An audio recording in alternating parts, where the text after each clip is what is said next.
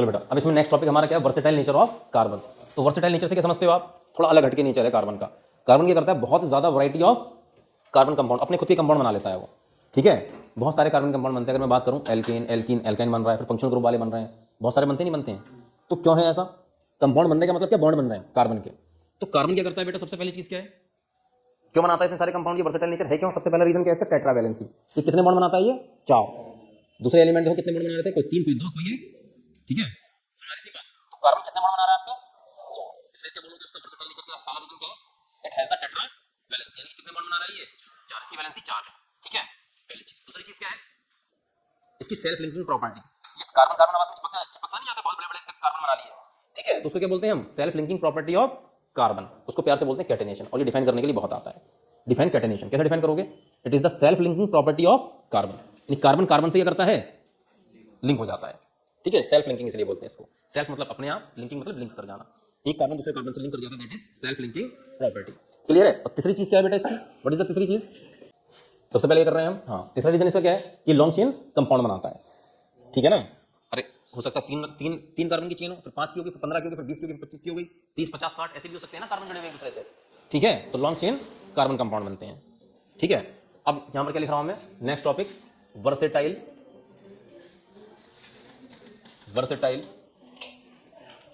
Nature of carbon.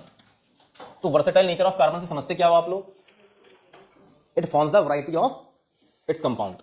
इनकी variety का मतलब समझ गए, बहुत सारे अलग अलग तरीके के अपने खुद के कंपाउंड बनाता है, यही इसका वर्सेटाइल नेचर। इसका मतलब क्या है वर्सेटाइल नेचर का, it forms variety of its, हाँ मतलब ऐसे इट्स कंपाउंड। ठीक है, और इसका रीजन क्या है ऐसा करने का बेटा, इसका रीजन क्या है, वर्सेटाइल नेचर का रीजन क्या है, बता सकते हो रीजन? सबसे पहला रीजन क्या था बेटा, टेट्रावैलेंसी। ठीक है, टेट्रावैलेंसी।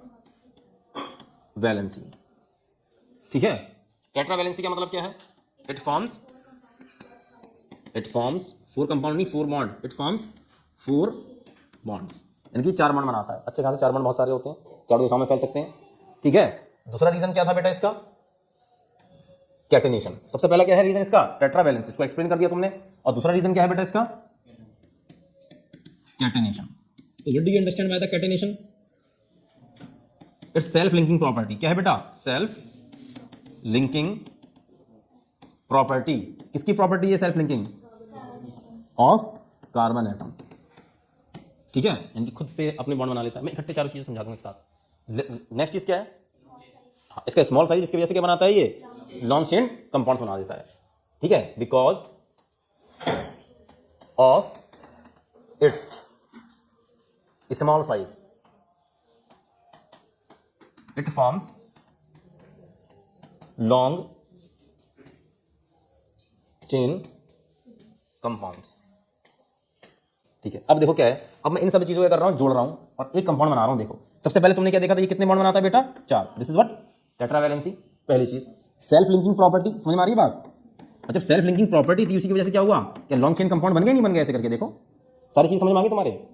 टेट्रावैलेंसी यानी कि 4 बॉन्ड बना रहा है हर एक कार्बन। देखो दूसरी चीज क्या है, सेल्फ लिंकिंग प्रॉपर्टी आपस में कनेक्ट कर गया, जिसकी वजह से क्या हुआ, और स्मॉल साइज से लॉन्ग चेन कंपाउंड बन गया इसके।